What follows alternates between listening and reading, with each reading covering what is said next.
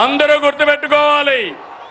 అహంకారం వద్దు, అవినీతి, ఆలసత్వం, అసంతృప్తి అనేది మన దగ్గరికి రానిద్దండి. ఏ పొరపాటు చేయొద్దు. అదే సమయంలో మూడో పార్టీ నాయకులు కోరుతున్నాను, ఎమ్మెల్యేలు కోరుతున్నాను, పార్టీల జెండాలు మోసి మనల్ని గెలిపించిన కార్యకర్తలకి న్యాయం చేసే బాధ్యత పైనుండే నాయకుల పైన ఉంది.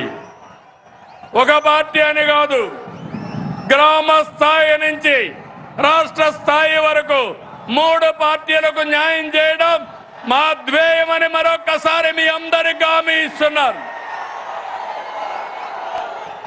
మీలో కూడా ఐకమత్యం రావాలి, అందరం కలిసి పనిచేయాలి. కలిసి ఉంటేనే మనకు బలమని మరొక్కసారి మీ అందరికీ విజ్ఞప్తి చేస్తున్నా.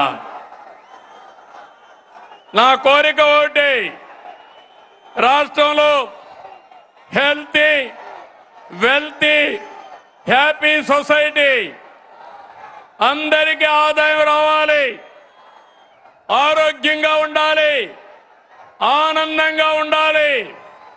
దీనికోసమే నేను P4 కూడా తీసుకొచ్చాను. నేను నా జీవితాంతం పేదవాళ్ళ పక్షాన్నే ఉంటాను, వాళ్ళ కోసమే పనిచేస్తాను. చివరి శ్వాస ఉన్నంత వరకు ప్రతి ఒక్క రక్తపు బొట్టు ఈ పేదవాళ్ళకే చిందిస్తారని మరొక్కసారి మీ అందరికీ విజ్ఞప్తి చేస్తున్నాను.